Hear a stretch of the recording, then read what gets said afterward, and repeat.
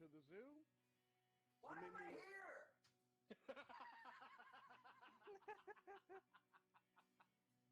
Minions of the Zoo is a lovable ragtag group of misfits that sprang up initially as a fan group to Ranting Monkey, Scribelite, Some Dumb American, and their joint Lords of the Night livestream show.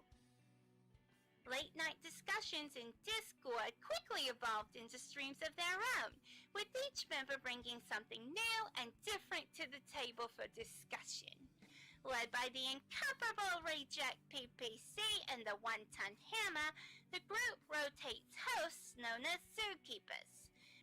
Hello everybody and welcome to Minions of the Zoo. I am your host for this evening, One-Ton Hammer. I will be your zookeeper tonight, Rejekt. Alright, and welcome to the zoo. I am the TheLuckyPoptart. Inquisitor. Sanguine. Skep Tock. I'm Prospero. And I'm Delahazed.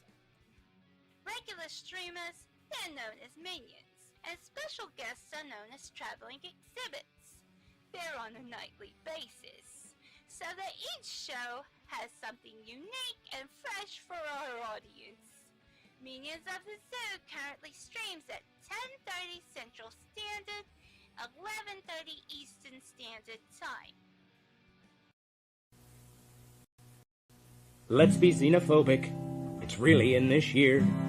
Let's find a nasty, slimy, ugly alien to fear. There's no more cutesy stories about E.T. phoning home. Let's learn to love our neighbors like the Christians learned in Rome. We know we ought to hate them, they're different, you see. We've seen they're mean and ugly on movies and TV. The folks that ought to know have told us how it's got to be. The gospel truth is found in scenes from Alien and V. Let's wipe out any life form that seems to be a threat.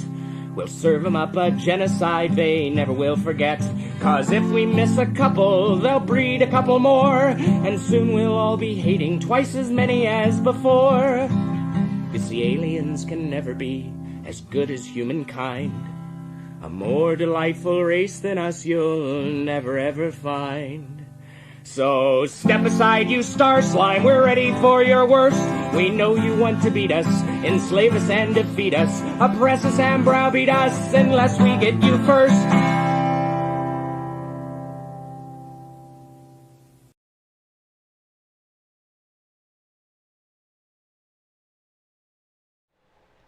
Good evening, everyone. Welcome to the zoo. I am your zookeeper for tonight, Inquisitor. Traveling exhibits with me right now are Hate Camel. Good evening. And the next 6 minutes. I think Geodes is supposed to be joining as well, but he is not in any of the chat rooms so far, so hopefully he will be here with us later on. How are you gentlemen this evening? Six, you want to go first? Yeah. I'm not drunk yet. But getting there, right? Well, you know, I've actually been fairly modest this evening. I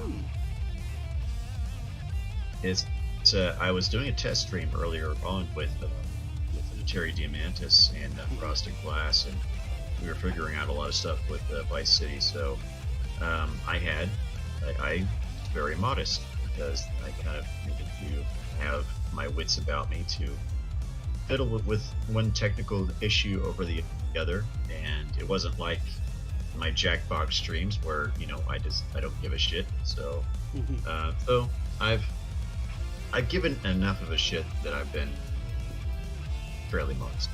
Gotcha. And how about you, Camel? And even if you were drinking heavily, I mean, what I showed you guys before the stream probably sobered you up a little bit. Well, yeah. That was haunting. Me, I'm doing okay. I mean, could be better, could be worse. Weather sucks. I don't understand the whole thing about pansexuality. I mean, it comes with a lot of presuppositions that you have to agree that there are 1,000,000,007 different genders. Otherwise, bisexuality just, covers that. I agree, Jake. As far as pansexuality, are we talking about aluminum, stainless steel? I prefer Teflon. Teflon. Easier clean up that way. No, I just thought it was funny. Hate. Yeah. Well, yeah. I mean, lazy. Yeah. But I just thought it was hilarious that that person had their pronoun tattooed on their neck and a safety pin in their nose. A literal safety pin, if you look closely. Oh yeah, I know. I say I've like, see, that's the thing, man. The safety pin piercing thing. That's like harkening back to the punk of the '80s. Like I get that. That's perfectly fine. It was the them tattooed on their neck that had me sitting there going like, you're taking yourself entirely too fucking seriously, lady. Yeah. It was. I just love how, like, when they get, say, like, you know, pansexual, or they have, you know, those kind of pronouns. It's very easy to tell. It's like, there's very few times I'm like, okay, I could see calling them a them because I don't know what the fuck you are, but easily 90% of them, 9 out of 10, be like, oh yeah, you're just a dude or a chick, and you want to be special. Here's how I view a lot of this new identity stuff. It's like people are becoming their own Dungeons and Dragons character sheets. Mm-hmm. It's like they've come up with their character sheet, but instead of playing a role in a role-playing game, they become that character. And I just want to follow people like that around with a handful of dice and just roll dice every time they try to do something. It's that you've rolled low, you will not succeed. You got the you failed your negotiation check. You did not get the job at Starbucks. Mm-hmm. If people insist on treating themselves like a D&D character, I think that everybody should roll dice around them and inform them that no, you did not get the job. You did not talk the police officer out of the parking ticket. Your argument is invalid. So on and so forth. Your diplomacy check is very, very low. You do not have a pretty high charisma there, lady. Well, Assassin of the Grey, he said there are no great social causes anymore. The Civil Rights Act was passed before they were born, so they're desperate to matter. It's like, it just kind of reminds me of that scene from Fight Club. This is what happens when people concentrate on outward significance instead of reflecting inward and working on themselves. Because the only reason I can really think is that they crave that external gratification from other people, and it's insufficient to them to become more by working on themselves. Well, the other thing is really it's a demand of other people, and sadly it works. When they make these demands of other people, you know, people cave because they sit there and say, well, I don't want to invalidate your existence, and so on and so forth. The language they use for those sorts of things is so strong, you know, so melodramatically strong, that it tends to have the opposite sort of effect. And I've always been of the idea that you cannot compel me to anything.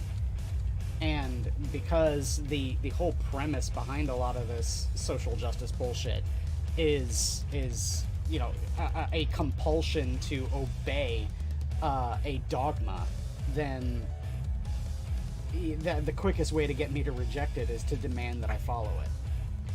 Exactly. How are you doing, Geodes? I'm good. Do you have a Twitter, Geodes? Not anymore. I knew. Not anymore. You know, he's smart. He's smart man. Yeah, he's the one. The one of I all was of gonna us that chose the right way out. I was gonna send you what we were talking about so you could be up to speed, but Okay. you foiled me, sir. I might still be able to view it, so I could give it a try if you want, and I can.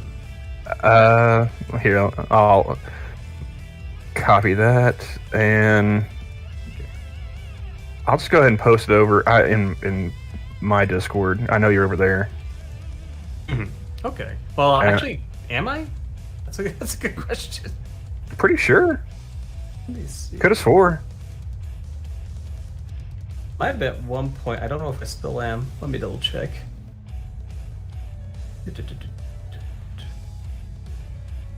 More people in here than I thought there was, actually. Getting a little crowded. In Trail of Tears? Yeah. Oh. Yeah, quite a few. Yeah, I'm not in there anymore. there. Some people, I'm sure, that just forgot to leave. like Pose Law's still in there for some reason. I was like, we had him on a stream once. Once being the keyword. Oh, sorry. Exactly once, yeah. We made him watch a Leslie Jones stand-up special, and haven't heard from him since. Oh no.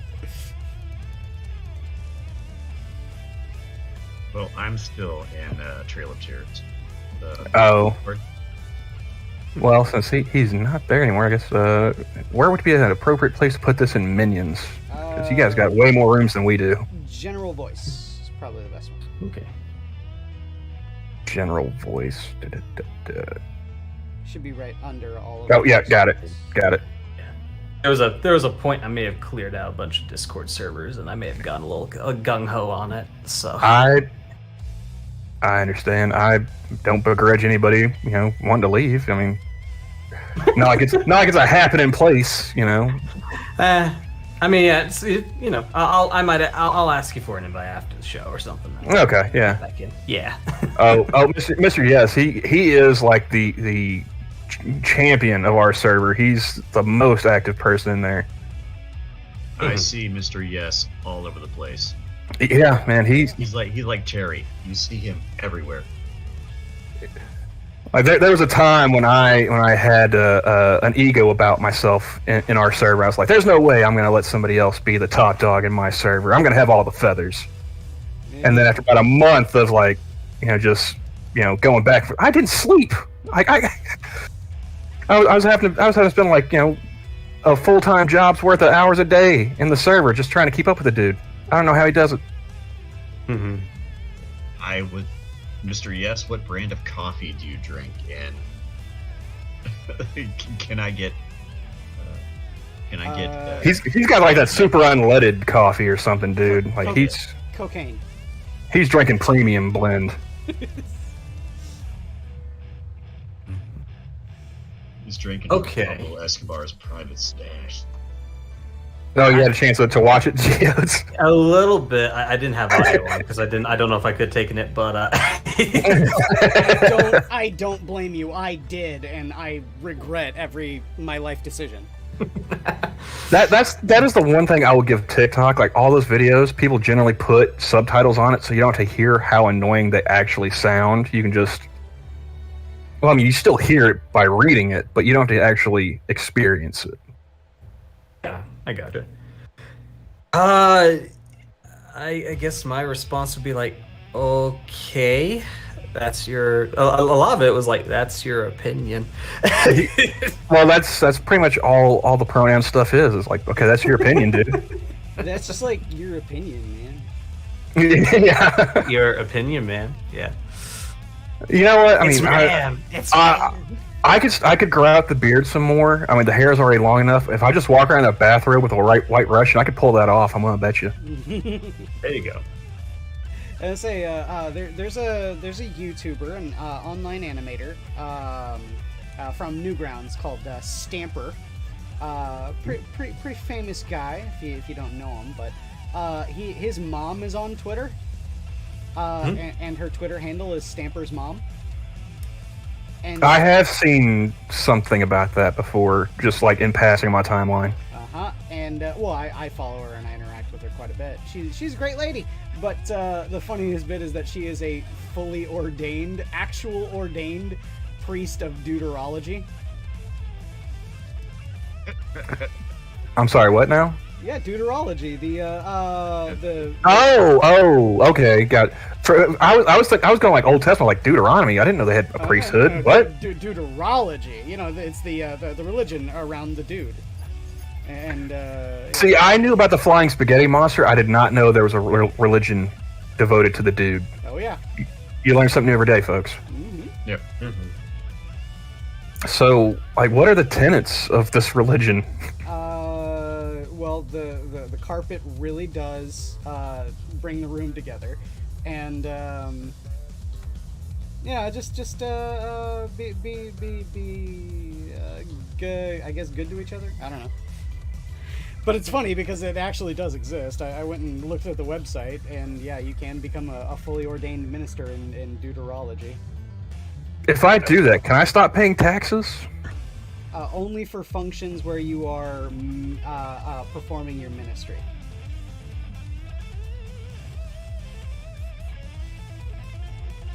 So, do I need to like punch a time clock or something? Could I just say that I'm, like continuously doing the dude's work, or there's gonna be a grift in the system somewhere? I mean, Scientologists found it, right? Surely we can make something work here. Well, Scientologists found it by, putting all of their members on board a ship and not letting them leave until they signed over all their worldly possessions.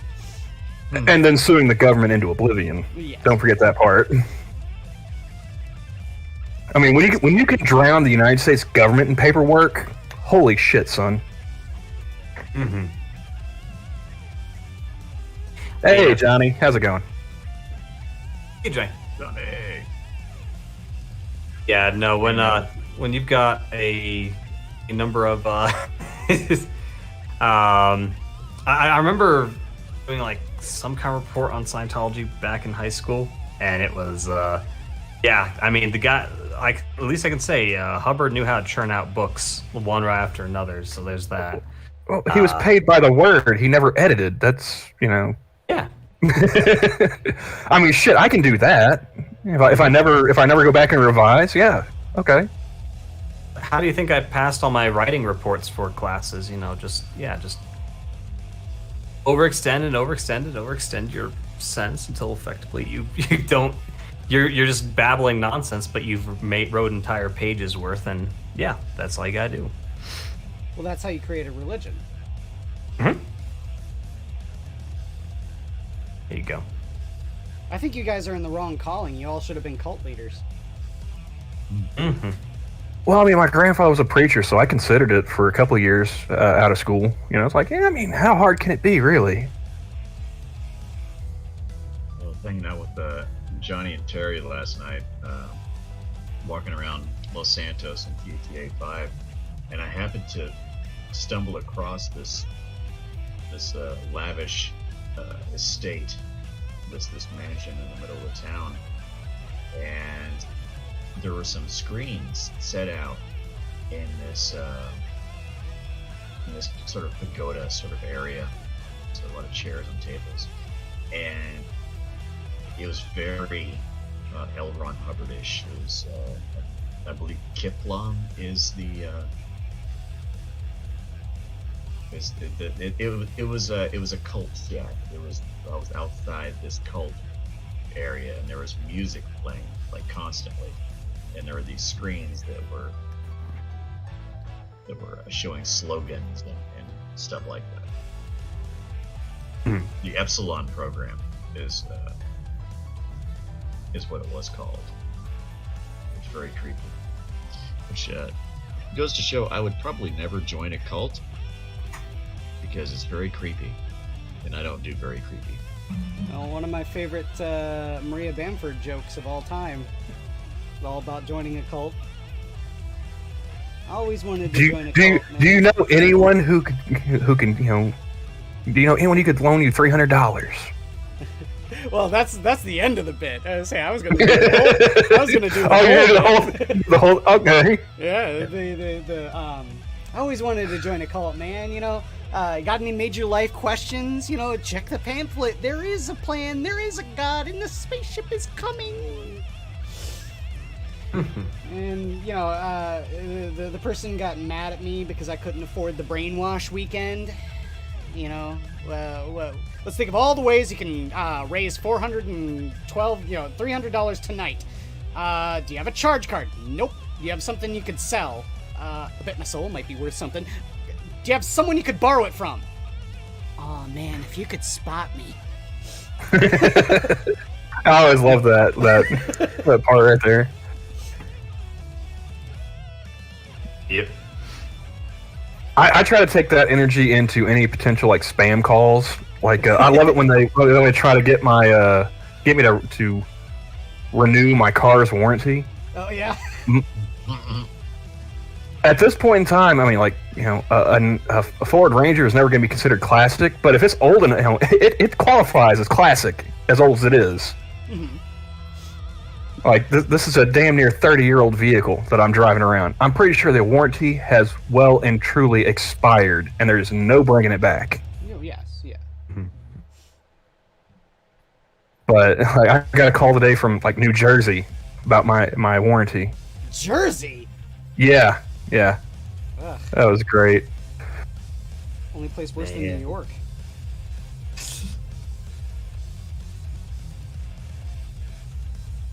Yep. Speaking of Mr. Yes, he's doing the Lord's work. I see what you're doing, man. Keep it up. Oh, what's he doing? There may be a certain room in the server that he's posting in. Oh. I see. Speaking of Terry, I see Terry in the chat. How are you doing, Terry? Yeah, I usually get calls from California about the same thing, Camel. So. Oh no, man! That's the only calls I get, and I get them from all over the place. You know, it's Jersey, you know, somewhere on the West Coast, you know, all over. Before that, it was like it was Social Security.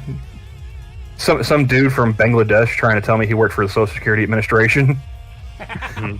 Except he forgot that it was, you know, the Social Security Administration, and he called it the department. Oh, Social Security Department. All right. Yeah. I was like, oh yeah, that's totally legit. You know.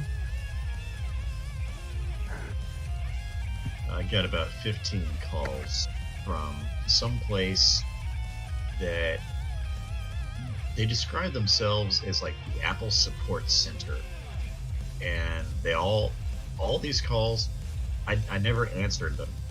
I just let them go to voicemail, and all the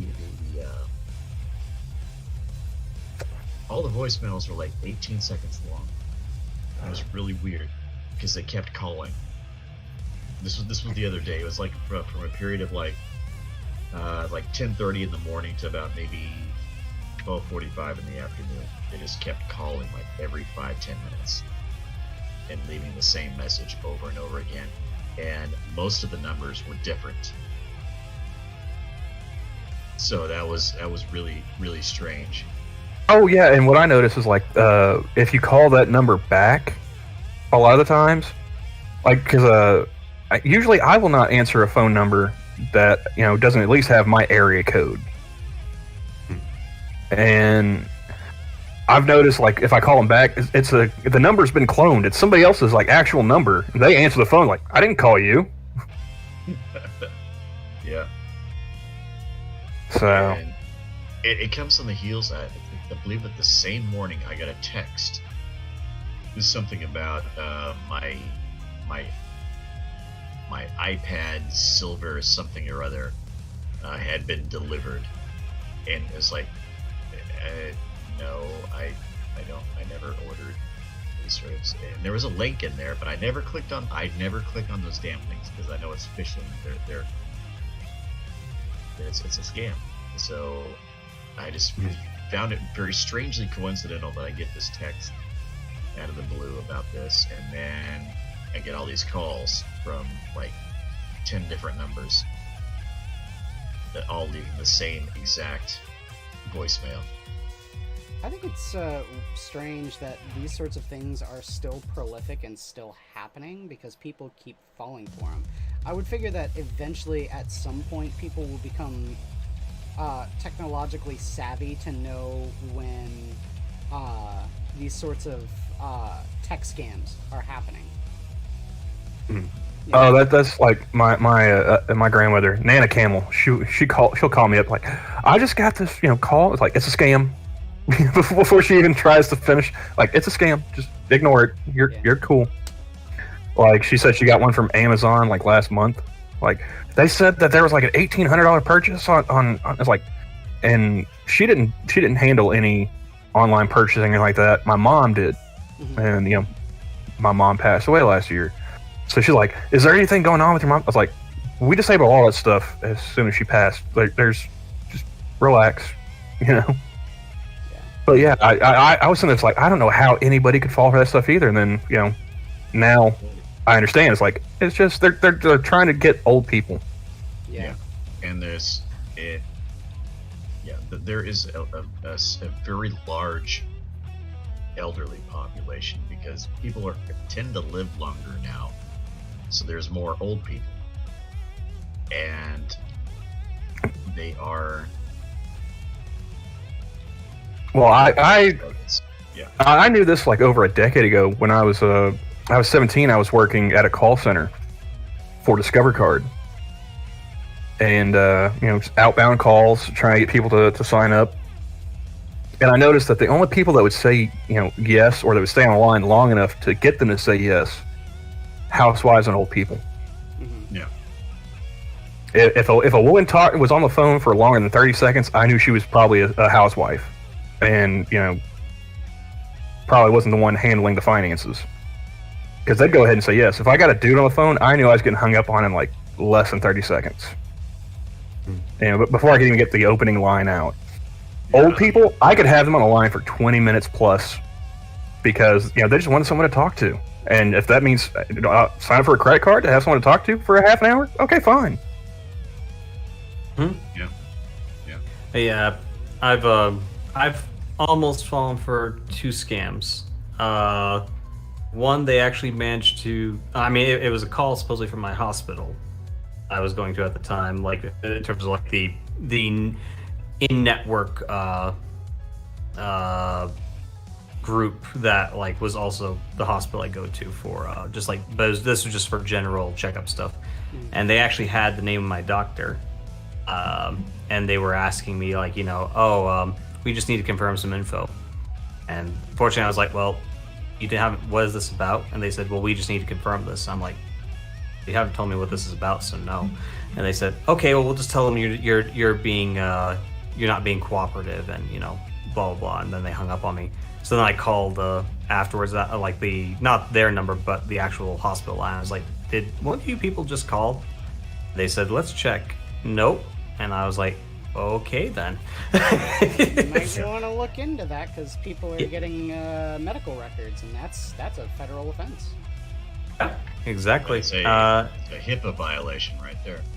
And then the other one was they had the model of my car, and they were trying to supposedly sell me some kind of additional, or not sell me, but like it was some kind of additional appointment checkup for the vehicle. I like a fine tuning effectively, and I almost fell for. Yeah, pretty much, yeah. And then yeah, there we go, warranty. Full circle. And I almost fell for that one because again they had my car info, and I did give them a little bit of info in terms of like my mileage and stuff. But the moment I realized that they were asking for money, I said, "Oh no, I'm sorry, I'm not interested." They hung up immediately, and I was like, "Oh, okay, yeah, that must have been a scam." So one of my absolute favorite things to do is to affect a voice with a scam call. And just keep them on the line and waste as much of their time as possible. Oh yeah, that's like a sport for me. Mm-hmm. I just want to see how long can I keep you on the line? How committed are you to trying to scam this money out of me, however much it is? And what do you put up with? I like to see how long they'll sit on hold. Mm-hmm. Like, yeah, man, I'm really interested in what you're saying here. Just give me one moment. I gotta go get my dog from the backyard real fast, and you just put the phone down, go make a sandwich or something, come back. Mm-hmm. And just do that as many times as I can before they get just fed up. You guys ought to listen. Y'all know who Captain Corrosive is, right? Nope. Yeah. I've seen her on Twitter. Okay, her YouTube channel is devoted to that kind of thing, where just hassling scammers. Yeah, hassling scammers. Funny as hell, the shit that she comes up with. One of my favorites is that TED Talk about responding to scam emails. Like the Nigerian prince scam and so on and so forth. Mm-hmm. Those are always great. Well, like for me, it's always been like phone scams. Yeah, I don't. I mean, maybe I get some stuff in my spam folder, but I just clear the spam folder out immediately. Unless I'm looking for an email that was supposed to be in my inbox that I haven't got yet. Mm-hmm. But I've had like one instance of actual like mail scam. Like somebody sent me something in the snail mail. Mm. And it was hilarious because like even my mom thought it was legit at first. And what was it? Somebody sent me a check for like $4,000 from the Ohio lottery. Yeah. It's just like, well, what? I mean, we should take it to the bank at least. I'm like, no. If we take it to the bank and put it in my account, it'll bounce in a day or two, and they'll say I'm on the hook for $4,000. It's like it's not legit. She's like, well, how do you know? It's like simple. I've never been to Ohio. I've never played the lottery. How could I fucking win? I mean, that's a pretty open and shut case right there, Ma. Yeah. Oh, one of the people I like listening to, and it's been a long time, but there's a guy on YouTube. It's called Jolly Roger Phone Company. Mm-hmm. This guy actually used to do like telemarketing. I think he actually worked for like a call center at some point for like IT, and but he also, but the way his type of work was actually working with like phone lines and stuff and routing phones to different lines and everything. Okay. So he understood how the hardware worked, Mm-hmm. and he designed a program that would just waste spam callers' time. Like it would be like hello, and it'd wait for input, and the guy would be talking with the bot would be talking with the caller, and like as long as it was receiving audio input, it'd be going like okay, and then dude, would he be willing to like package that and sell it? Because I would buy it. I think he actually has like a subscription-based service you can opt into. Yeah, he'll do stuff like, oh, hold on, there's a bee on my arm. I'll keep listening. I can't move a whole lot, so just let you know, okay? Then like you let the guy talk for like 2 minutes, and then you hear like this loud thud sound, like bam, bam, bam, bam, and he's like, damn it, almost had it. I'm sorry, could you like repeat the last couple of minutes? I didn't hear. I was too tense. I didn't actually hear a word you said. So stuff like that. Well, yeah, that's pretty much what I do with my scammers. Just whatever I can do to keep them on the line. It's funny. A buddy of mine back in high school had this theory about those sorts of things, and he put it into practice.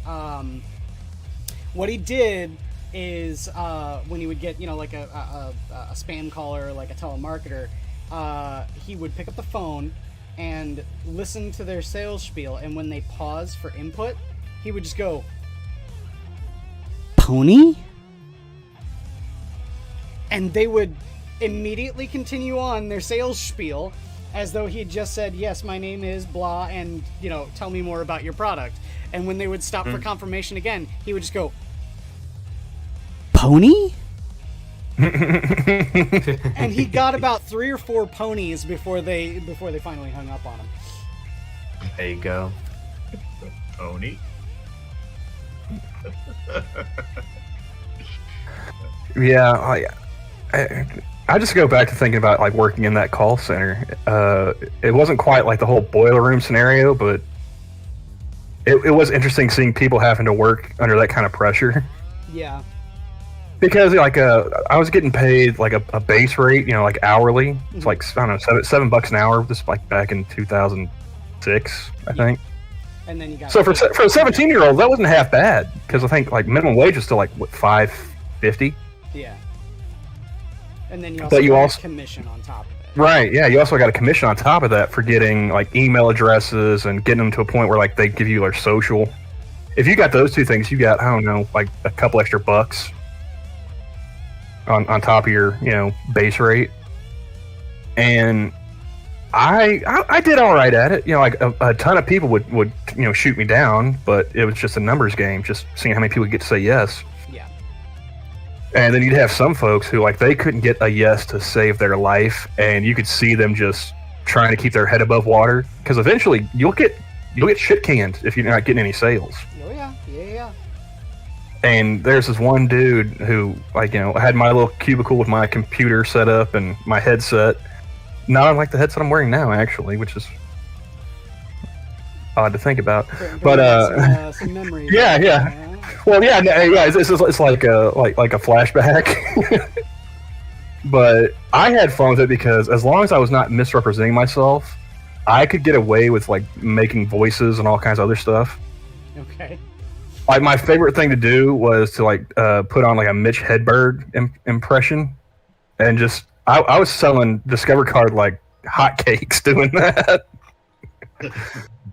But they made me stop because the guy sitting next to me was a Mitch Hedberg fan, and so he's sitting there listening to me while he's trying to do his calls, and he's trying to keep from cracking up. So like me fucking around was affecting his work. So like, okay, you gotta cut that out. I was like, well, so I looked at him like, how do you feel about Bill Clinton? He's like, I don't know. I was like, all right, new voice. Because you could sit there from like 4:00 in the afternoon until like 11 o'clock at night, calling from like the East Coast all the way to Hawaii. Had to find something to do to pass the time. Yeah.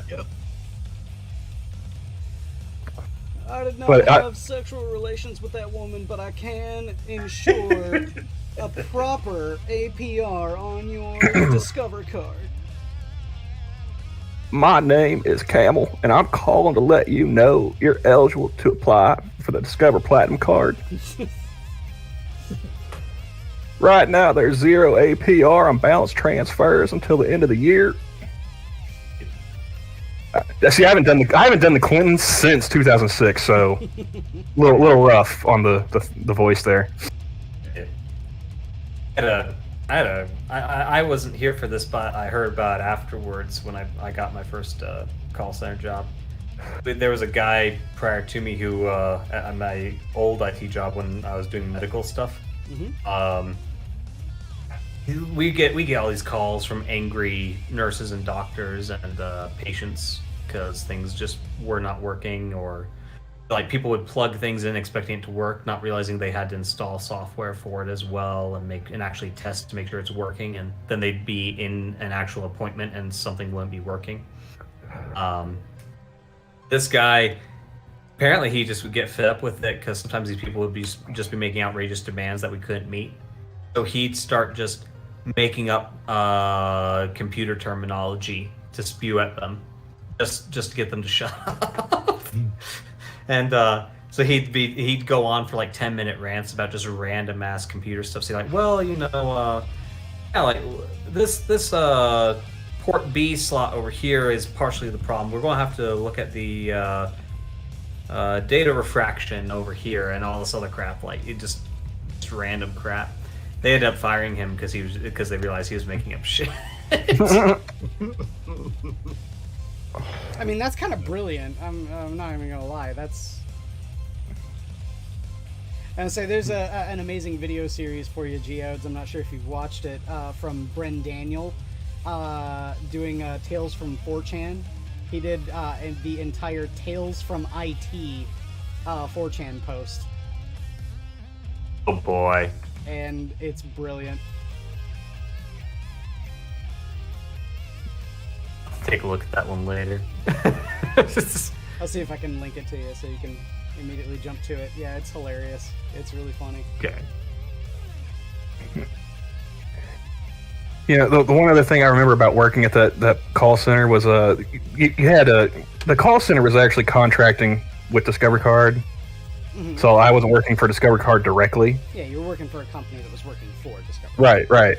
So like they had two main accounts at this location I was working at. They had one, it was the peons like me, hawking credit cards, and then you had the guys who like the big sellers, the ones that already done that shit. Their deal was selling the phone book. It's like I can't imagine explaining that to somebody, like a kid these days. It's like, yeah, we saw a book that had everybody's information in it. You could just find anybody, where they lived, what their phone number was. Yep. Wild shit, man. Watch their head explode. But yeah, that's how you knew you made it. It's like when they offered to let you start selling phone books. Last phone book I actually got for free. I didn't have to buy it. I've never bought a phone book. I always got it for free. Yep. And if I didn't get one, I just went to a business that had one and took that. Walk to a phone booth and hey, free phone book. Yeah. Speaking of Mr. Yes in our Discord, he actually posted a photo of like an actual like payphone in the wild. They still exist? Like, apparently, wherever he was at the time, they have one. Yeah, not like a booth, but it's like an indoor payphone. I was like, oh god, I remember those. It's a simpler time. I do miss that about like the pre-internet, pre-cell phone age. You just walk out of your house and you're gone, man. Like Kaiser Sose just disappearing into the fucking wind. Yeah, people they can find you because you have your cell phone on you, and they're gonna keep calling or keep texting until you finally. That's the great thing about everyone I know, knowing that I'm a stoner. They just expect that if I don't answer the phone or call them back immediately, oh well, he's probably high. He'll get around to it. Well, I'm not so much a stoner, but the thing is, they've come to know this about me, is if I don't recognize your number, you had better read a message or I'm not getting back to you. Yeah, that's what I do as well. Like, I mean, about the only people that call me anyway are scammers, so I hardly ever answer unless I'm feeling froggy. But I don't really like talking on the phone. I don't know what it is. Live streaming, perfectly fine with just talking with people and so on and so forth. On the telephone, no. It's like you keep it to 10 minutes or less, or not having this conversation. I just don't like talking for long periods of time on the television for some reason. Something. Well, that was the great thing about like when I was working at that call center. I didn't have a cell phone at the time, but there was a payphone like right down the street from my apartment at a convenience store. Mm-hmm. So I'd do that old thing where like I'd call somebody collect and just leave a message like real quick, like instead of saying my name. Mm-hmm. Just be like, "Hey, Dad, can you send me like $10 so I can do my laundry?" Yep. That's how I used to do it all the time. And be like, they did not accept the charges. Click, and then like the next day, $10 in my bank account or something. Yeah. Yeah, like that was that old commercial. It was like, it's Bob. We Odd Baby Eats a Boy. Oh, who was that, dear? It was Bob. They had a baby. It's a boy. No kid today is going to know the struggle of calling collect unless they're like in jail. 1-800-COLLECT, and what was that? 1010-282 or whatever the hell that was. Something, yeah. Yeah, they had the dead guy. What's his name? Oh, you have to narrow it down a little further than that. Who? The guy that played Kent Brockman on Simpsons. Oh, Harry Shearer? No, the dude that got shot. Oh, Phil Hartman. He didn't play Kent, but he played the news guy. He played Lionel. Shit, what's his last name? No, Mr. Yes, I've not read the article on Windows 11 yet. I'll look at it, but I'm not really crazy about like operating systems.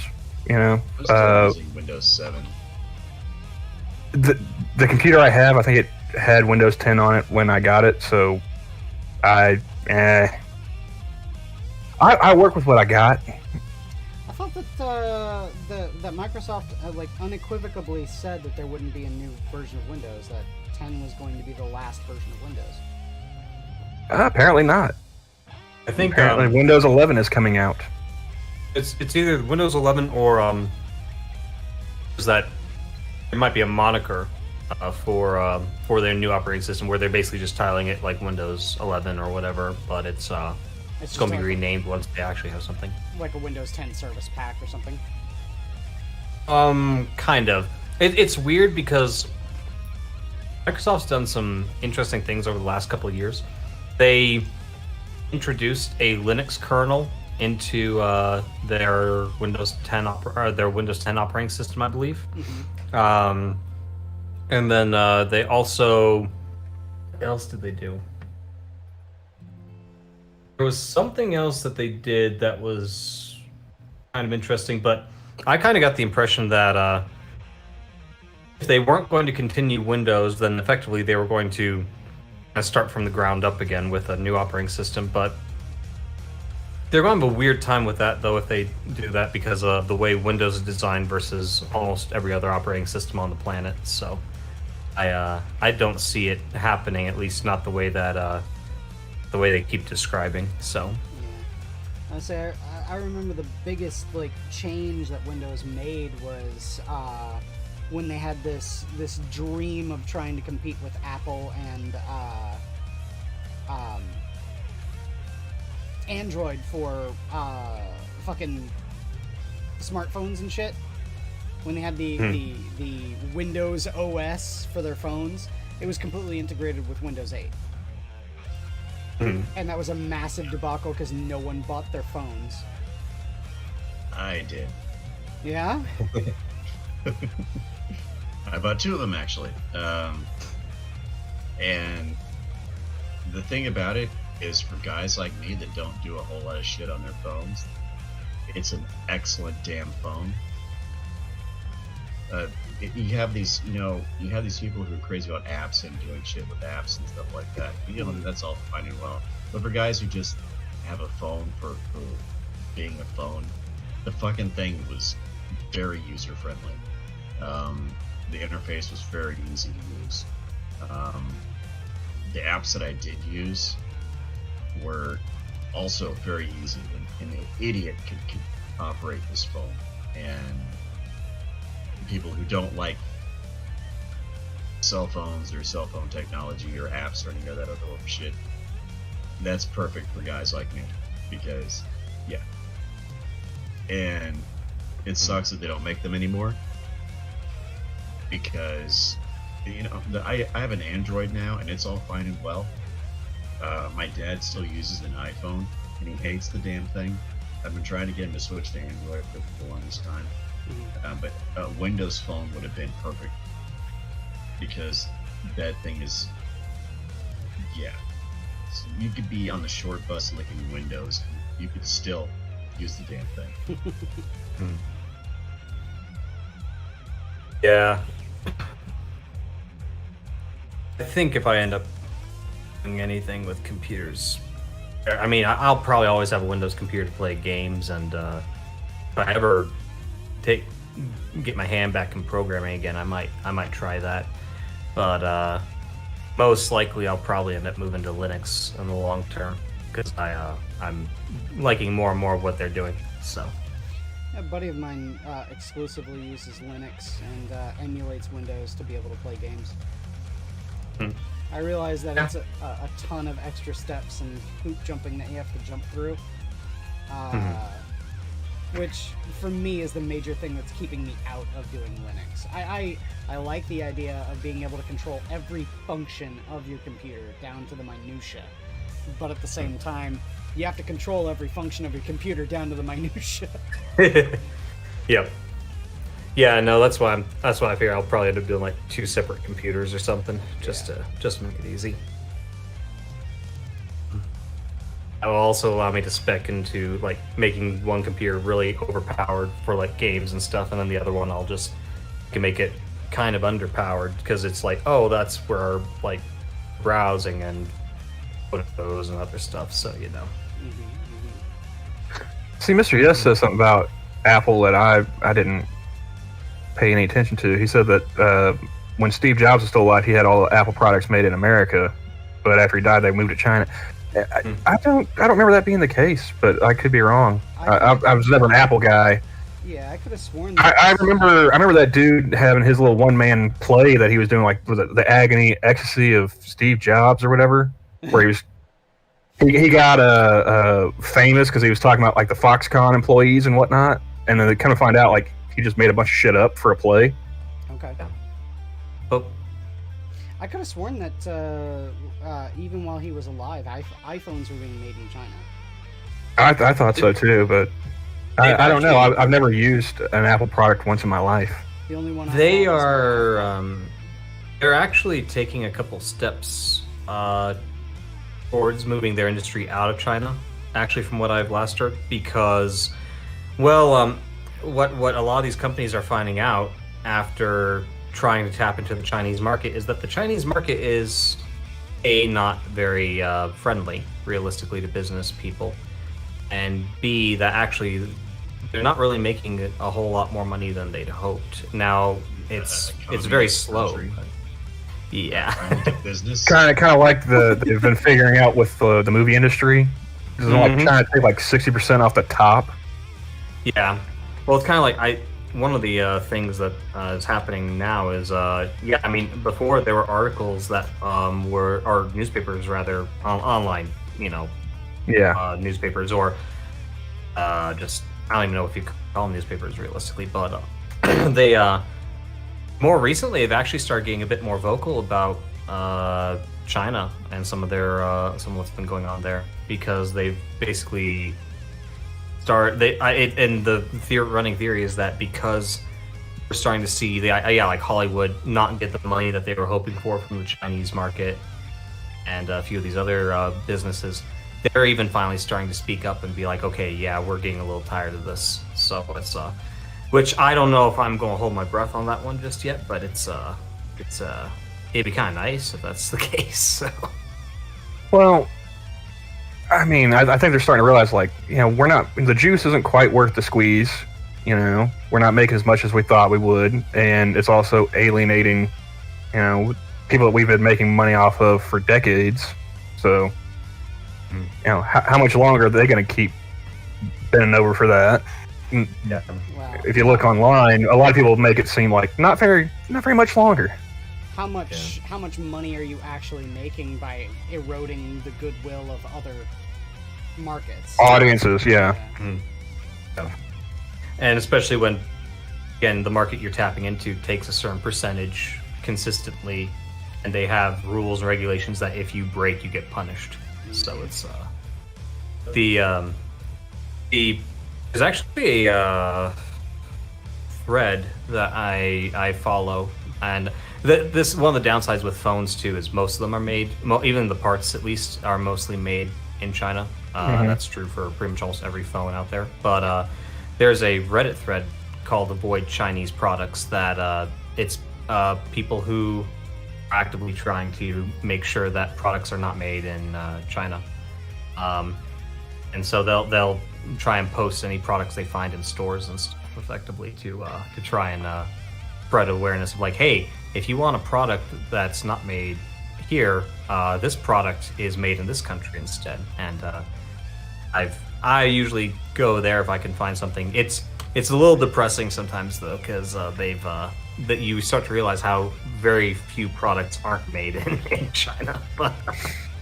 Well, that's one thing Games Workshop has going for it, is the fact that they actually don't have much of anything manufactured in China.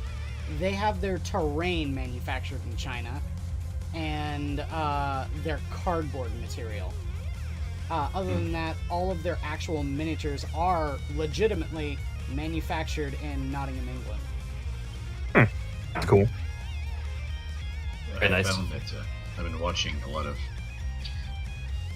videos from Geeks and Gamers and Star Wars Girl and Trunk C-3PO and a lot of these other and Doomcock and it looks like Marvel in particular is finding out the hard way that a lot of their pandering to the Chinese market is seriously backfiring on them. Well, I think Disney as a whole is realizing that. I mean, how many times have they had like the first openly gay character in a movie? You know, some side character that nobody remembers. Well, I sent to Polly something of interest. Did you know in 1 month, I can't remember if it was last month or at the beginning of this one, they had 4 different articles talking about how Disney has a first openly gay character. Yeah, I saw that one too. I think that was the end of last month. Yeah. They were getting ready for Pride Month to just go ahead and drop that grenade. But yeah, it was like the Beauty and the Beast they made was that one character supposedly gay that no one cares about. Cruella. Cruella, they had a fashion designer gay dude, which is like, yeah, surprise, surprise. What are the other couple movies they had? So yeah, like they pulled the same shenanigan like multiple times now, and every time I see one of those articles, it's like, haven't we already? It's like Groundhog's Day. Haven't we been here before? We've done this one already, right? Yeah. Same thing with black characters and Black Panther. Black Panther was unveiled as this revolutionary step in superhero lore, but you know, anybody with a memory will look back at Blade, freaking Meteor Man, Steel, yeah. Yeah, man. How can you forget, about Shaq being a superhero? Friggin' Storm. Yeah, Halle Berry Storm in X-Men. Yeah. Yeah, I don't know. It was actually funny because there was some talk about whether or not Netflix might be facing off with Disney in terms of I think something in regards to their streaming platform. I'm not entirely sure. And people are going like, "Yeah, we're rooting for Netflix." I'm like, I want them both to burn. Well, after having worked for Netflix has a terminal case of upper management. They do some things right, like one of the things that I keep on saying, when the Cuties debacle was going on, that was bad and that was handled extremely poorly on their part. But they also produced the Castlevania cartoon, and that was fucking awesome. Yeah. I think the problem the big problem that Netflix has, aside from management, is that they still do the binge model. Yeah. And you'll have some good shows. Like, I like The Witcher. I'm not familiar with the books or the games. Didn't play or read either of them. So coming in as just fresh eyes, it's like, that's a decent enough show. Now if I was more into the books and games, I probably would have started nitpicking it like a bunch of other people did. But I was done watching that show in like 2 days, 2.5. Talked about it for maybe a week, and then it was on to the next. Yeah. That is something I do miss about like TV. Was like you'd have a show where it's like, okay, I got to be home by this time to watch this. Otherwise I'm gonna miss it. Yeah. Yep. And then if you had people that you knew that also liked that show, you watch it together or talk about it the next day. Like, oh man, did you see the episode last night? That was great. Or that sucked. There was a conversation to be had for a longer period of time than a few days. Yeah. What Disney actually got sort of right was when they started, particularly with the Marvel shows. Releasing an episode a week. Yeah. Amazon does that too. Like they did that with The Boys, if I'm not mistaken. But I think Invincible as well. Yeah, so like they're getting that right. The problem with Disney is like their content is shit. You know, they're putting out the Falcon and the Winter Soldier, and it's just ass. Yeah, it's one of those things where it's like on Disney, you have a bunch of TV shows that pander and do everything they can. Like they might have a good first season if they're lucky, but like overall, it seems like they tend to shoot themselves in the foot too when they do have a good show. I'm thinking Mandalorian, kind of. The first season was pretty good. The second season started to suck for me. Yeah, exactly. That's the first season, he was, it was like a badass space western, like you want. And the second season was like, oh, he doesn't know about his own fucking people. He's an idiot in space, and you got to have these women explain to him like, oh, so you're just one of those fanatics. Like he didn't even know about the rest of the Mandalorians. Yeah. No, it's you have cases like that, and then like I said, other streaming platforms like Netflix, it's kind of similar when you have something good that then kind of tanks. I think a lot of their Marvel spin-offs for like Daredevil and a couple of others like that. Then you have very dumb decision making, like what they did with that one French film that everybody. Oh, Cuties, yeah. Yeah, everybody just ripped them apart over for good reason. So it's kind of like. Yeah. It's like I don't care if it's French; it's still fucking disgusting. Yeah, exactly. That's just like this is America. I mean, if there's one thing we should all be able to agree on, it's that we hate the French. Even though they did help win us our independence, but Yeah. What have they done for us lately? Yeah, exactly. Give us cuties. I used to be. They gave us a smaller, more retarded version of the Statue of Liberty. That's. It's like one. Okay, that's cool. You giving us a second one. That's kind of some old rope there, dude. I mean, if you're gonna make a new Statue of Liberty, I mean, at least modern it up a bit. Instead of having a torch and a book, give her a stripper pole. This is America. Come on. A stripper pole and a vape pen. Exactly. There you go. Yeah, that's America in the 21st century.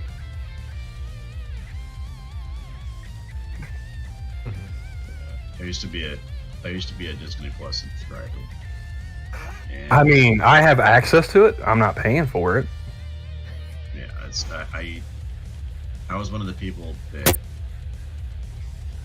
86 their Disney Plus over the whole Gina Carano thing, and my conditions for renewing my subscription would be that if she were brought back and Kathleen Kennedy were gone. Yeah, you're not getting your subscription back. Yeah, because that's not happening. My subscription back. You're not getting that back until Kathleen Kennedy dies of old age. So. Yeah. So. And then she'll probably be roaming, like the halls at Disney, like like a head in a jar, like those old robot chicken, Walt Disney. Well, now they're doing like CGI rebuilding of actors and stuff. They'll just create a CGI version of her.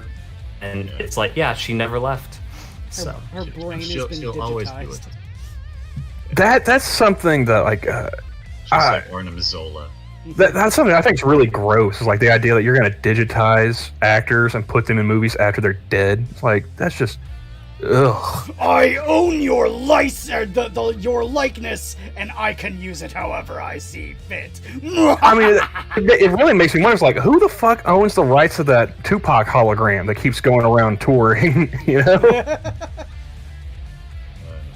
man, Machiavelli is his own artist, all right. I mean, but yeah, like I don't want to see like I don't want to see a movie is like, oh, guess what? We have Heath Ledger in this new film. It's like, he died 10 years ago. No. Or did he? Oh yeah, he's just like Elvis. He didn't die. He just went home, right?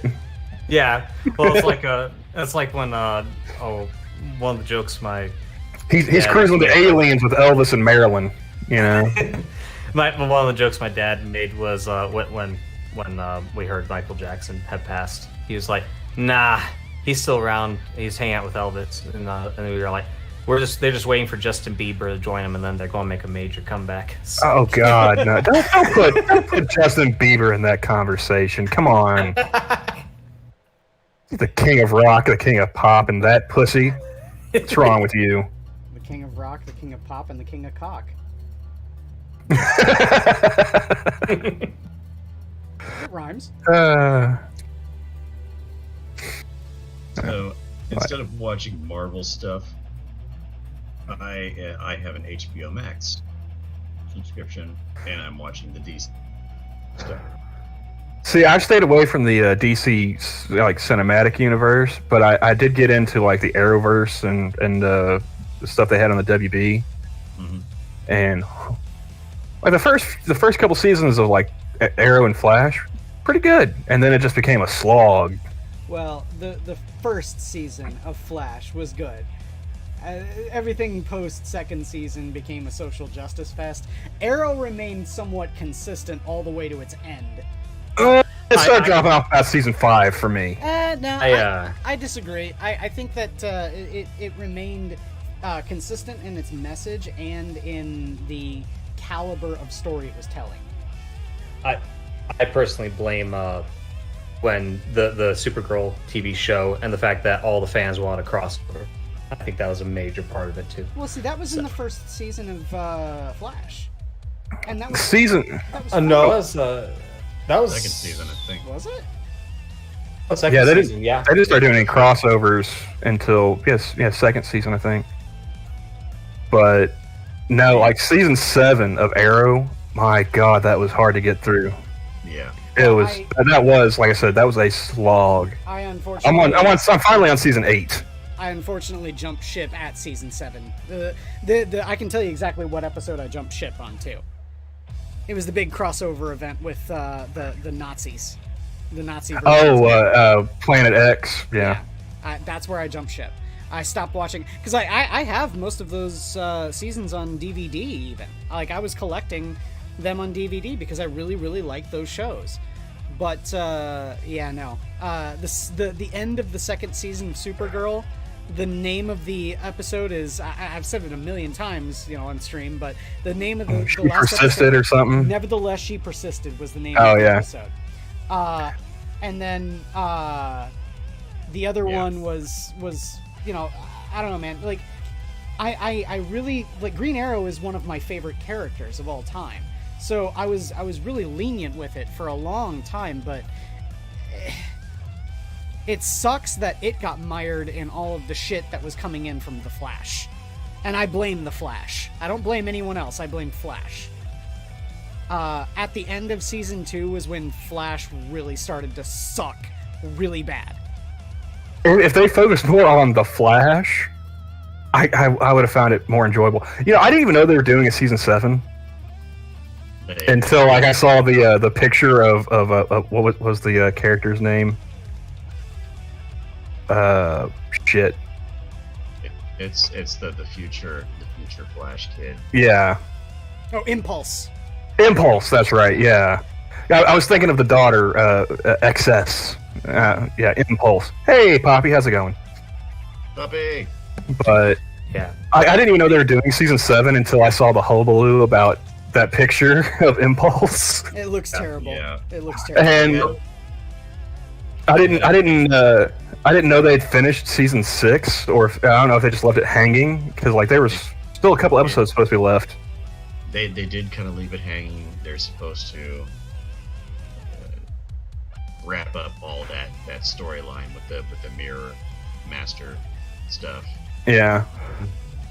And one of the things the one that got me comes to mind, sorry, go ahead. But one of the things that really comes to mind with all of those shows was the fact that I even gave Supergirl leniency. The first season of Supergirl is actually kind of good. Yeah. Is that going to be kind of like what was the new Superman show they got with Clark and Lois or whatever? Yeah. Like I heard the first season of that was pretty strong too, and then they like shelved it for a few weeks. Yeah, that's what I heard too. So I remember the episode Flash, not where I stopped watching it because I try to complete seasons. That was the hashtag feminism episode. No. Well, there was that too. But, the one that got me though was I actually watched a good chunk of Big Bang Theory when I was younger. Like I actually am very familiar with Big Bang Theory. I'm so sorry. And there's I'm also familiar with it, but like I have a buddy who did extra work on the Big Bang Theory, so that's my excuse for watching it. I will say earlier seasons I think were better. Granted, I don't think it was ever the best show, but they were better. But there's an episode of Big Bang Theory where one of the main characters, Sheldon, who's kind of this humanoid, yeah, effectively, dressed up as Flash and was talking about like how he if he needs to go express his rage, he'll go run to the Grand Canyon and rage, and then he would like daydream effectively running to the Grand Canyon. And there was one scene in that show where he runs and supposedly in his mind very quickly, and he's like, "Good Lord, you frustrate me, Leonard Hofstadter," which is the other main character. I'm trying to get lucky, yeah. Yeah. There's an episode in season 2 of Flash where they discover who Zoom is. And Flash goes running off into the forest, runs up to this waterfall, then rips off his mask and starts yelling, "No!" And I was sitting there with both my parents, and I started rehearsing that line immediately. I was like, "Good Lord, you frustrate me."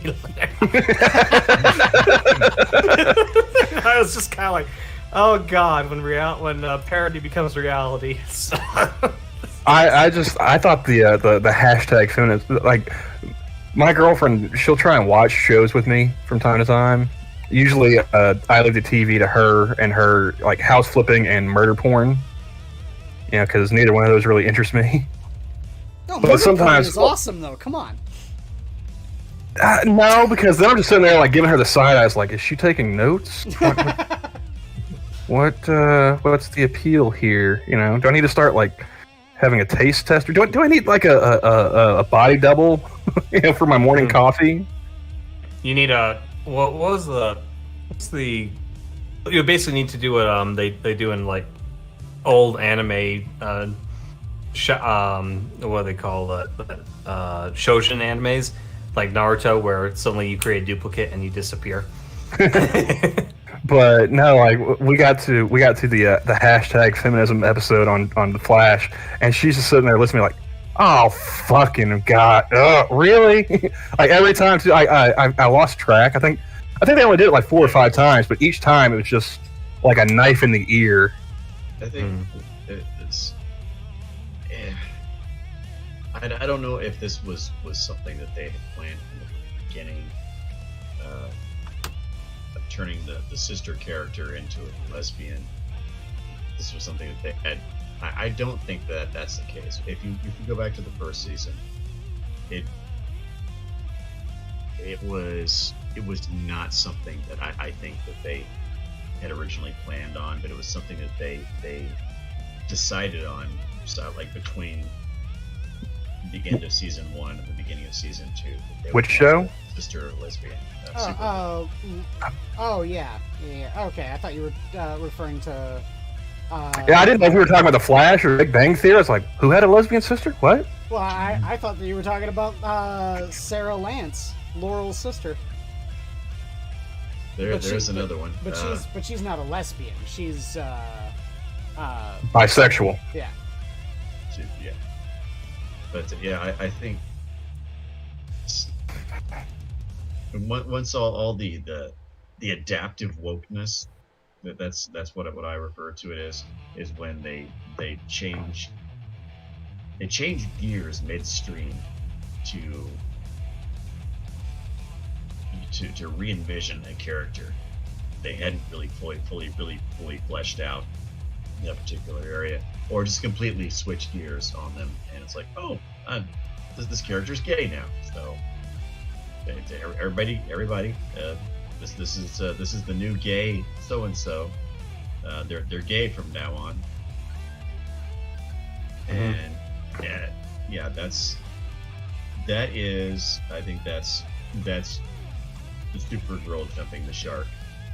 Yeah, because it felt so shoehorned.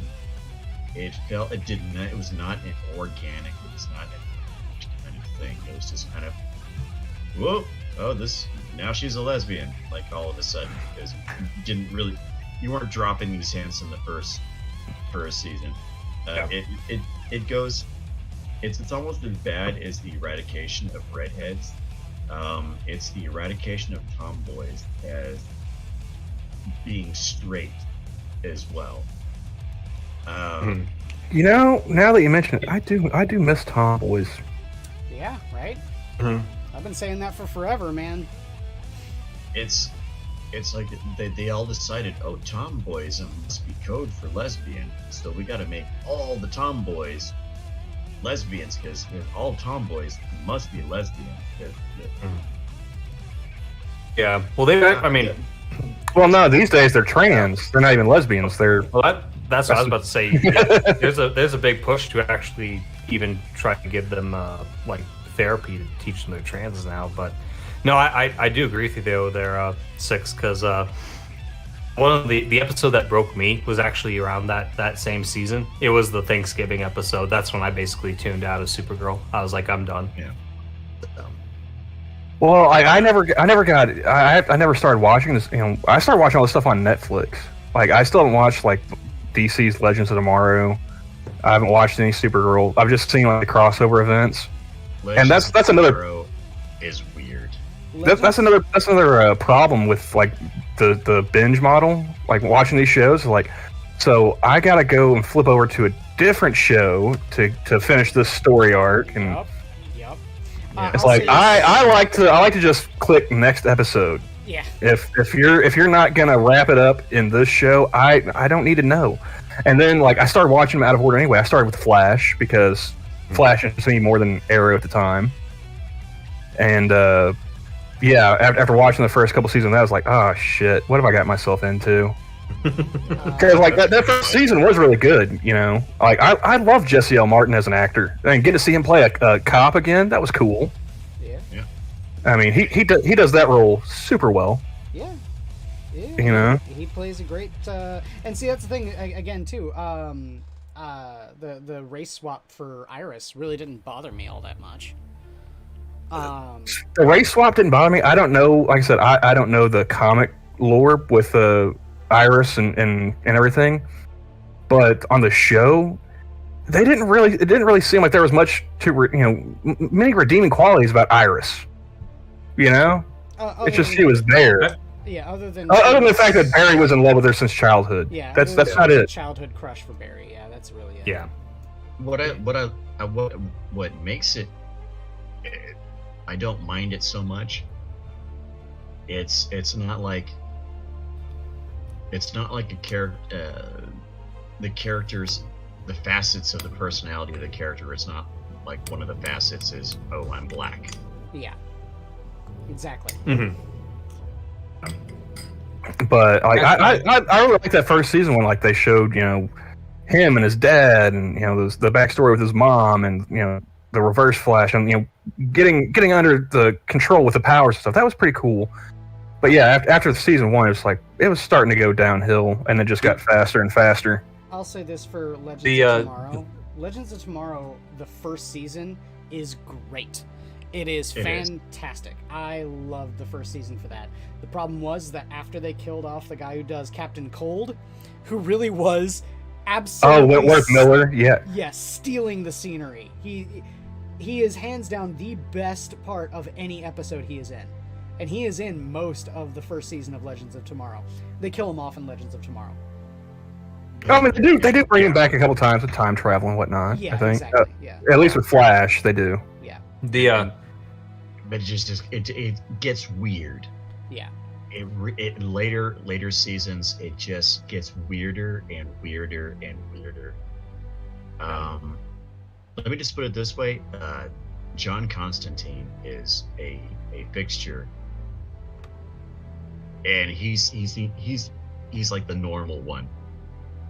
In Legends? Did they actually put John Constantine in Legends? Yeah.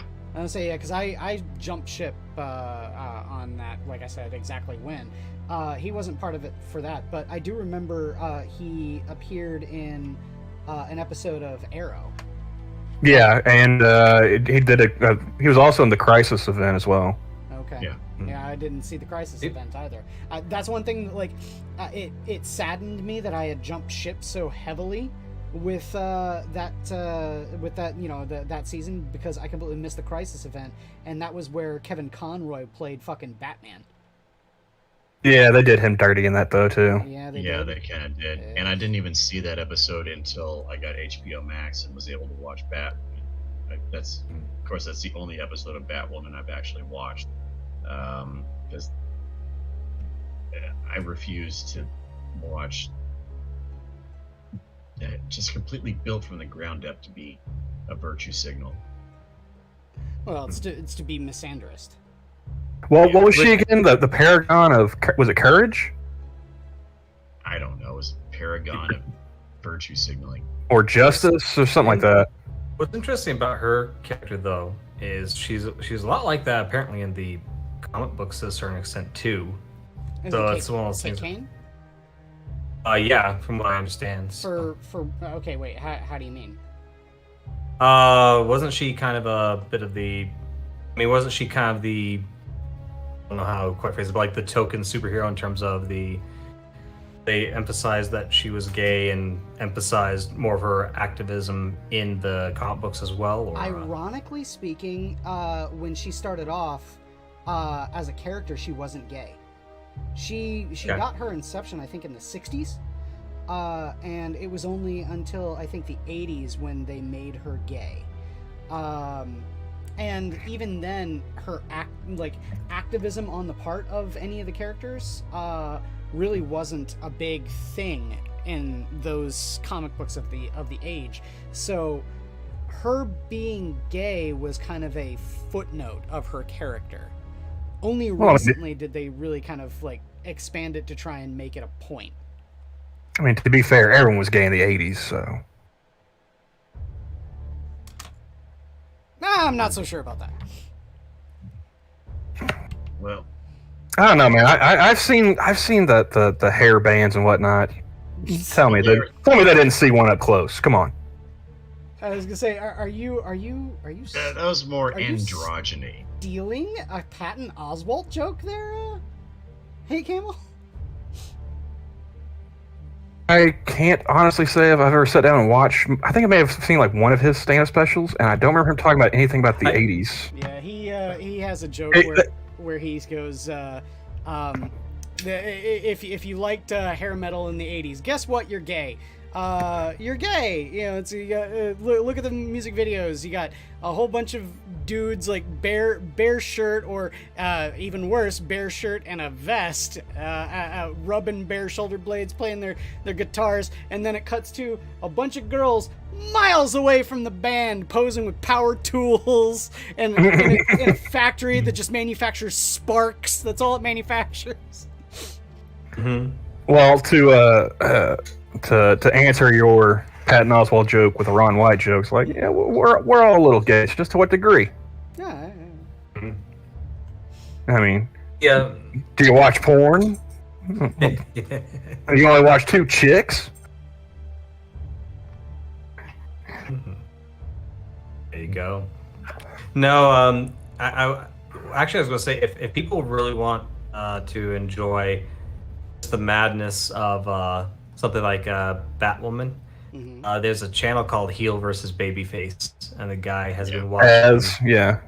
Yeah, he's been watching Batwoman pretty much since it started. And, the only way I get anything of Batwoman related news is if EFAP does like covers an episode of it.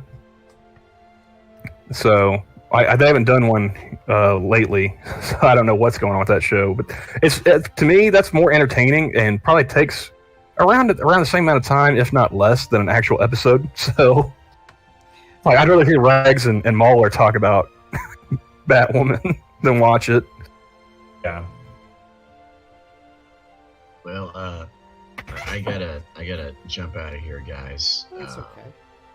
I got the work tomorrow, so. Yeah, it's almost midnight. Maybe we'll go a little bit longer to midnight and then call it a stream. Okay.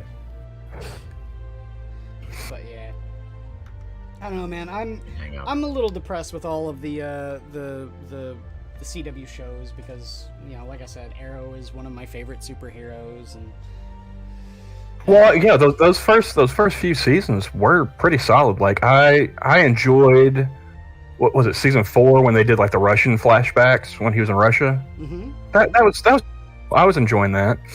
Yeah. But yeah, after that it's like, okay, so we don't have any more backstory to be flashing back to, really.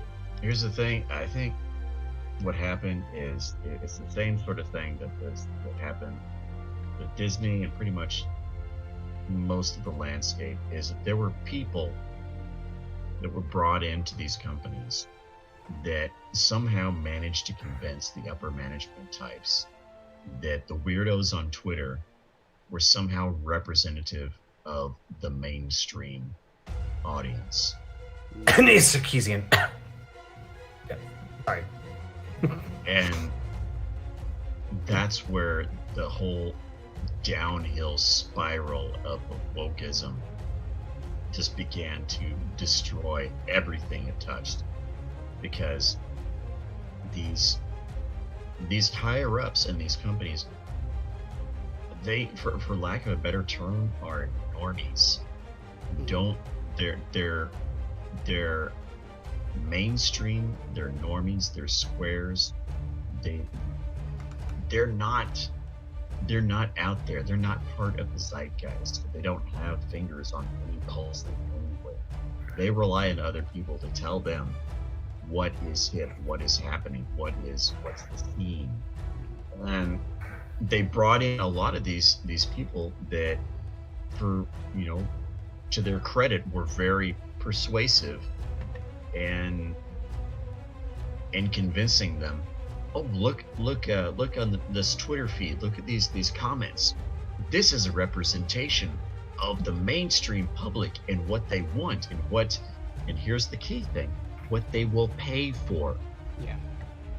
Well, you know, even though Della's not here tonight, I'm going to go ahead and, in his honor, I'm going to blame Canada, since most of that stuff's filmed in Vancouver. Yeah. Like, Supernatural, they managed to get away with it for a long time, but there towards the end, even they were starting to have some of that stuff creep in. Well, there's a Carrie from Unsafe Space, I think, is who I'm thinking. Was it Carrie Smith? Was her last Carrie name? Smith.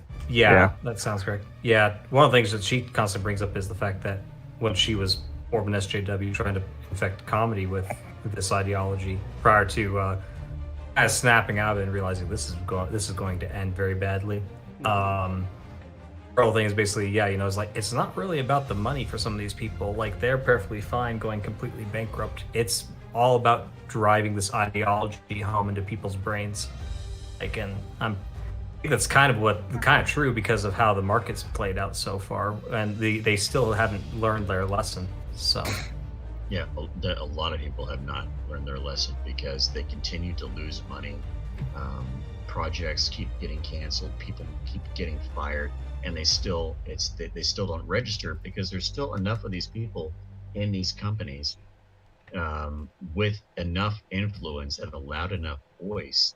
And that's really all that they're telling anybody is that look at my Twitter feed, look at this this representation, this cross section of the demographic of the mainstream public, and that this is what they want. This is what they're going to give you money for. This is your new audience. This is your untapped audience.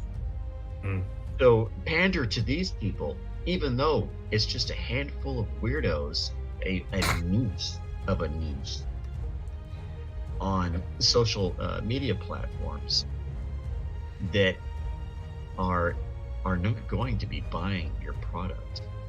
They are more interested in ideologies. They're interested in changing this and changing that. But I think Mr. Medicare put it best. Is it's pretty much a replacement of the old lore with this new lore, and it's not going to be by a demographic that's actually going to buy any of this.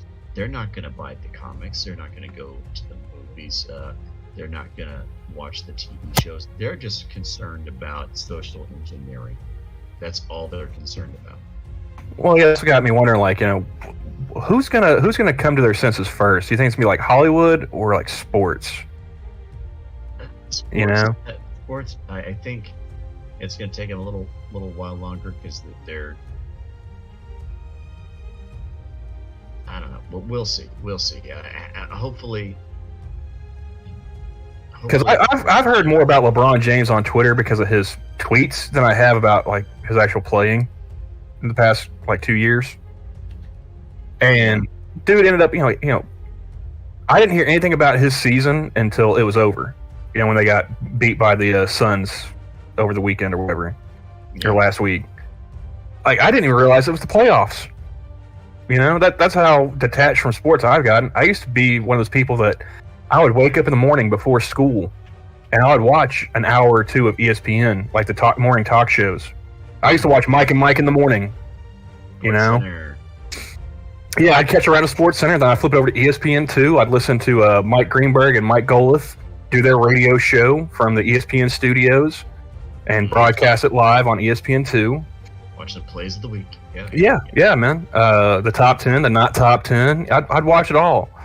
And I was a sports fan. I didn't really have a pro team that I rooted for because Oklahoma, we didn't have a pro sports team until after Hurricane Katrina. Sports, I will say this is going to be pretty much the pace that they're going to adhere to. That when you're dealing with the sports entities, they're pretty much tied to whoever is paying them. Right now it's China. So they're not going to bite the hand that feeds them. Well, I just miss the days when like the athletes had a bit more class about it. Like, everyone talks about like Michael Jordan, right? Especially in comparison to like LeBron. But they all focus on like the championships. Jordan 6-0 in the finals. LeBron's like what, 4-6, and that's with that Mickey Mouse chip that he won last year. Yeah. 3 different teams that he had to go to. And they focus on that. It's like, well, what about the actual, cultural impact they had? Like, Michael Jordan, he could have been spouting off of the mouth all during the 90s. He didn't. People got mad at him because he didn't endorse a black candidate to run against Jesse Helms in the North Carolina House race. And it's been attributed to him. I don't know if it's actually been said by him, but they said, he was quoted as saying, Republicans buy shoes too. He understood, like, what's the point of alienating half the country? That's not my job. I'm a basketball player. Yeah. And there for a long while, he wasn't talking during the Black Lives Matter stuff either. He did end up making like a statement, but like, I mean, or take like the Dream Team when he was 92 in Barcelona. He's a Nike guy. And I think, was it Reebok were the ones that did the uniforms? He put the American flag over his shoulders to cover up the logo. Was it Reebok or Adidas? I can't remember which one it was. I think it's Reebok. And everyone's like, "Oh man, loves America, great." It's like, nah, dude, that was smart marketing. He didn't want to be, photographed in a competitor's uniform.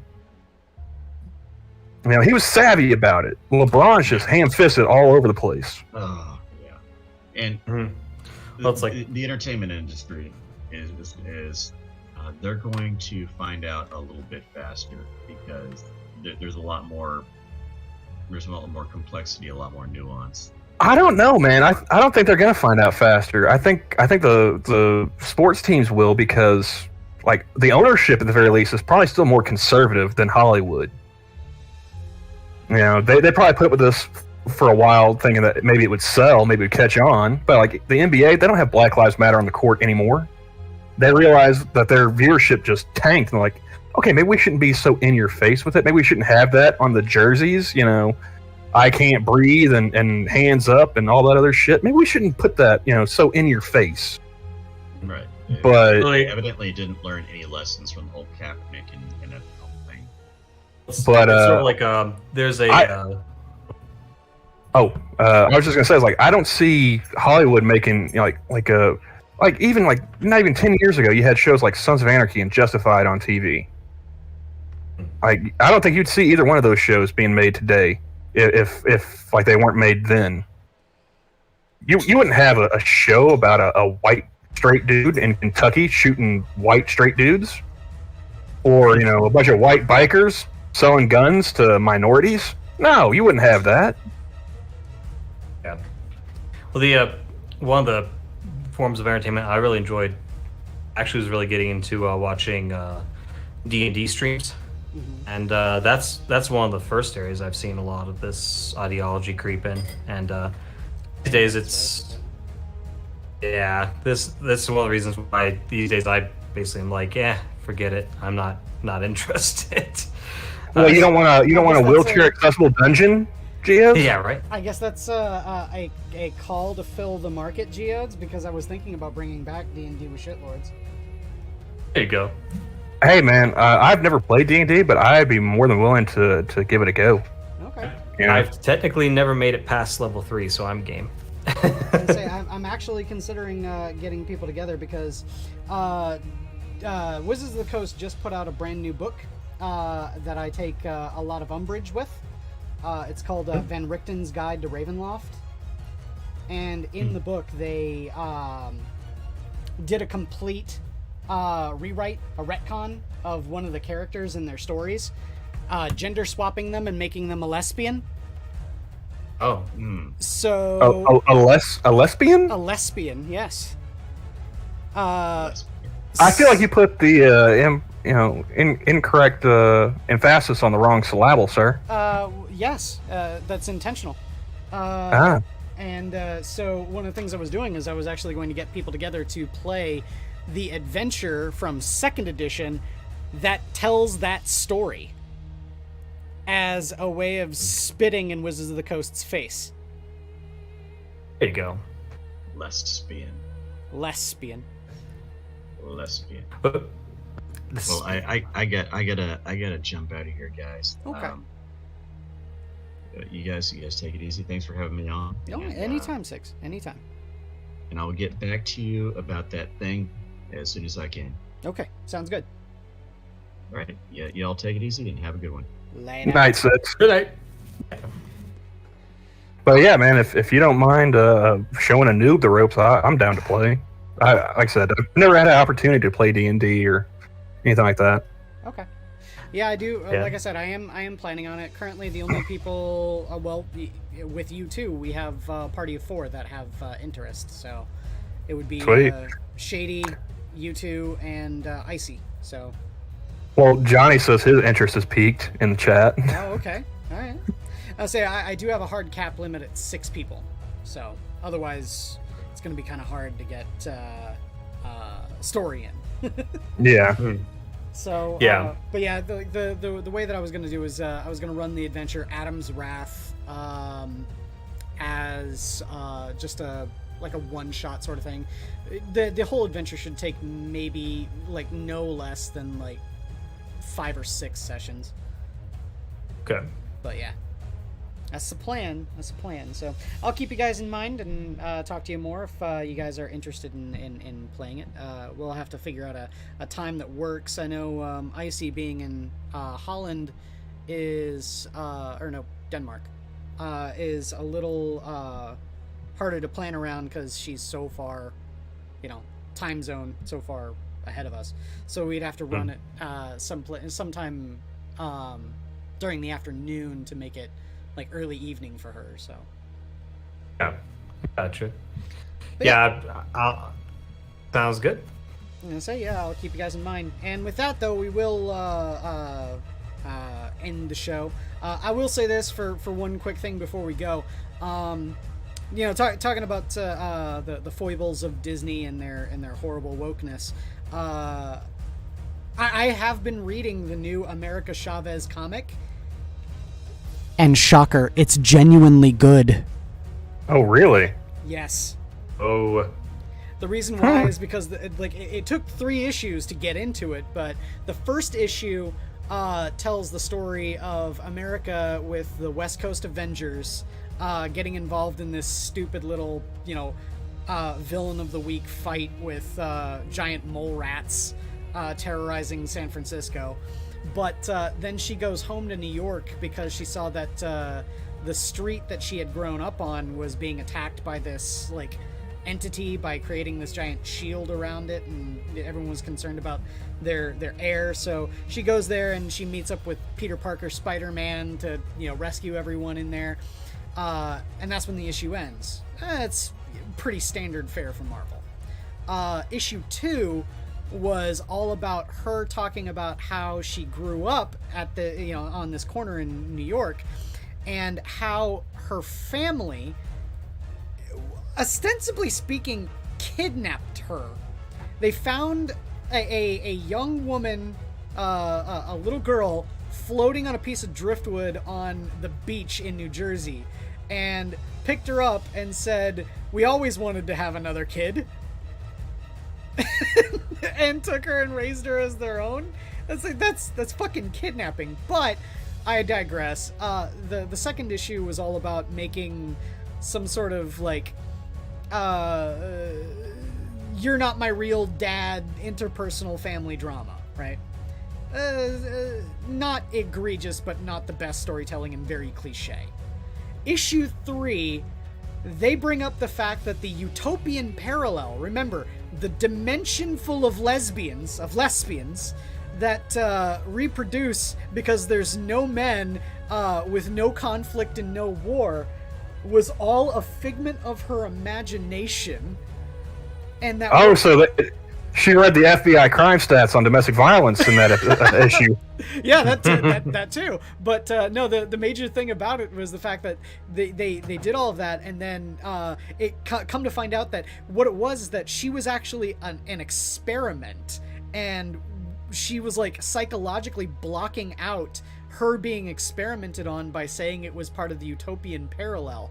And what it was is that she had this horrible terminal disease, and was put in this pseudo dimension and given Fantastic Four powers. Just being in presence of this dimension gave her superpowers, and being separated from that dimension, her superpowers are waning and now going to go away, and when that does, the disease is going to take hold and kill her.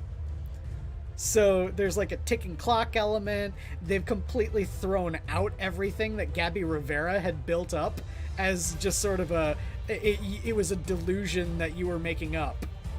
So remind me again, is it America Chavez? What's her character again? What's her powers? I keep wanting to confuse her with the other one with the big hands.